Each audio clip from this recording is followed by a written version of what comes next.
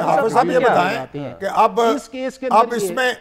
اس میں کوئی یعنی جو سیاستدان ان کے ساتھ ملوث ہوں گے یا عہدیدار جو ملوث بتائے جا رہے ہیں تو ان تک بھی ہاتھ پہنچ سکتا ہے؟ دیکھیں شامی صاحب، جو پولیٹیکل ایکٹیویٹی کی بات ہے، جو آپ کو چونکہ جنرل فیض جو تھے وہ 27 نومبر 2022 کو ریٹائرڈ ہوئے تھے، اور 27 نومبر 2022 کے بعد پاکستان کے اندر بڑی پولیٹیکل ہیپننگز جو ہیں وہ آپ کے سامنے آئی ہیں، اور بہت سارے آپ کے سامنے قصے سٹوریاں بھی ہیں، اور جس کی جو فائنل کنکلوژن آپ کو نظر آتا ہے وہ آپ کو 9 مئی کا ایک انسیڈنٹ نظر آتا ہے۔ اس میں تو کوئی شک نہیں ہے کہ 9 مئی کا انسیڈنٹ ایک well coordinated, well conceived, well planned, اور آپ کو اپنی ڈیسٹینیشنز کا پتہ تھا کہ آپ نے کتنے بجے کہاں پہ جا کے کیا کرنا ہے، اور وہ آپ کو جی ایچ کیو سے لے کے پشاور سے میاں والی سے لاہور جو ہے وہ ایک چیز نظر آتی ہے۔ اگر آپ اس کو یہ کہیں کہ ایک سپونٹینیس تھا تو نہ اس کو آپ کی سرکمسٹانشل ایویڈنس اس چیز کو مانتی ہے، اور نہ ہی وہ چیز جو ہے اگر آپ اس کا پولیٹیکل انالیسس کریں تو اگر ان ساری چیزوں کے پیچھے کوئی ایکسرسائز تھی تو ڈیفینیٹلی جو ہے اگر وہ انرتھ ہوتی ہے، اور جس طرح فیز 1 کے اندر جو ہے اس چیز کے اندر آیا ہے کہ ان کی 27 نومبر 2022 کے بعد ایسی ایکٹیویٹی تھی جو پاکستان ملٹری ایکٹس کی وائلیشنز ہے، تو پھر اس کی فردر جو ہے وہ چیز آئے گی کہ وہ کون سی ایسی ایکٹیویٹیز تھیں جس کے اندر وہ انوالو تھے، اور اگر اس کے اندر آپ کے سویلینز ہیں یا جو بھی شخص اس کے اندر انوالو ہے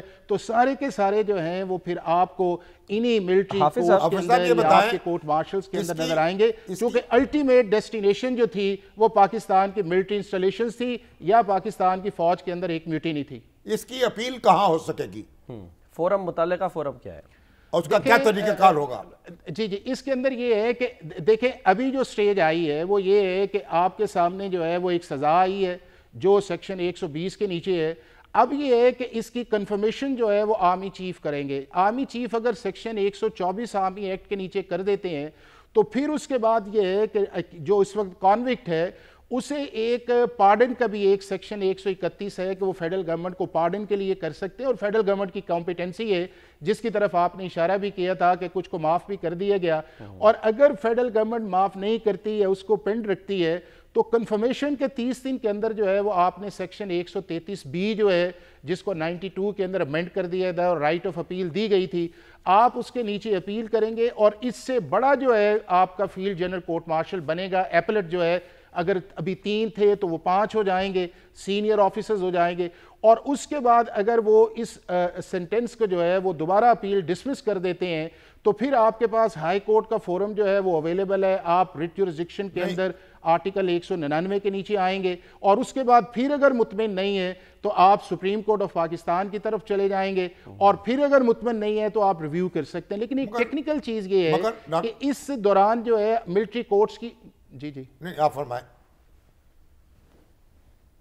اس دوران ملٹری کورٹس کی ایک ججمنٹ آئی ہے کہ جس کے اندر انہوں نے کہا ہے کہ سویلینز کا یا ریٹائرڈ آفیسرز کا ٹرائل ہو سکتا ہے، جو 2025 کے اندر آئی ہے، اور اس کے اندر گورنمنٹ کو کہا گیا ہے کہ آپ right of appeal external provide کریں۔ اگر گورنمنٹ اس دوران right of external appeal provide کر دیتی ہے تو پھر اگر وہ فیصلہ کو کیا جاتا ہے تو ہائی کورٹ کا لیول کا ہی وہ ہوگا ایکسٹرنل اپیل جو ہے، تو پھر معاملہ سپریم کورٹ کے اندر جائے گا، اور اگر وہ امینڈمنٹ اب کی نہیں آتی اور آرٹیکل 199 کے نیچے میٹرز جاتا ہے تو پھر معاملہ جو ہے 27 کانسٹیٹیوشن امینڈمنٹ کی وجہ سے آپ کی فیڈرل کانسٹیٹیوشنل کورٹ کی طرف چلا جائے گا۔ تو ابھی بھی جو کانوکٹ ہیں جنرل فیض جو ہیں ان کے پاس 4 فورمز جو ہیں وہ اویلیبل ہیں۔ ان کے پاس رائٹ آف اپیل جو ہے وہ 133B کے نیچے موجود ہے، ہائی کورٹ کا فورم موجود ہے، سپریم کورٹ آف پاکستان کا فورم موجود ہے، اور اس کے بعد ریویو جورسڈکشن بھی جو ہے وہ اویلیبل ہے، اور ان چاروں فورمز کے اندر جو ہے وہ آپ اپنی دوبارہ جو ہے وہ بے گناہی بھی ثابت کر سکتے ہیں یا اس ججمنٹ کو اپوز بھی کر سکتے ہیں،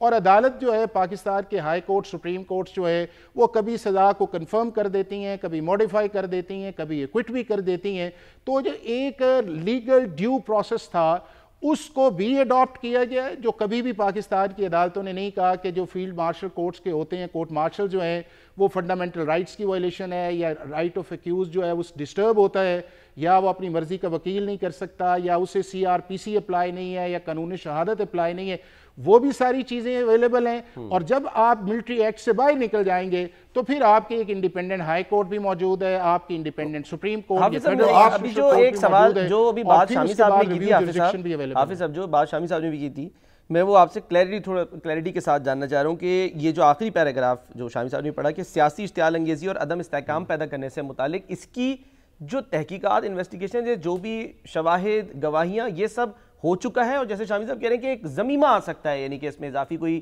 یہ ثابت کرنے کے لیے کہ جی ہاں جی یہ بھی ان پہ جو ہے وہ ثابت ہو گیا یا ابھی ہونی ہے۔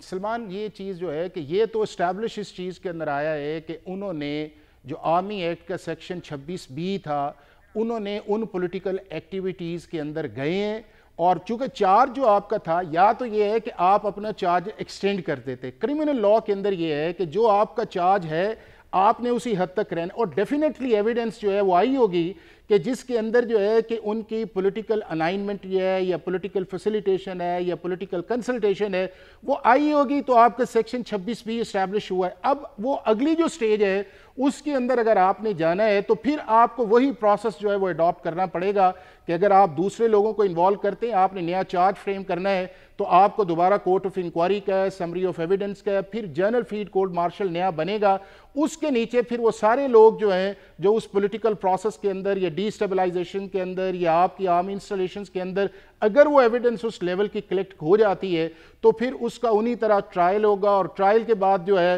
وہ ساری چیزیں جو ہیں وہ اسی طرح آگے جو ہیں وہ سپریم کورٹ آف پاکستان کے اندر جائیں گی۔ لیکن میں یہ سمجھتا یہ ہوں کہ جو 26B کے مطابق جو ہے اگر یہ ایڈجوڈیکیشن کے اندر یہ چیز آئی ہے تو اگر فردر پیرا ISPR کا آیا ہے کہ ان کا آن گوئنگ فردر انویسٹیگیشن ہے تو ڈیفینیٹلی کچھ نہ کچھ کلو بھی آیا ہوگا، کچھ نہ کچھ پروسیس بھی آیا ہوگا، اور سب سے بڑی جو ایویڈنس اس ملک کے اندر جو ہے جو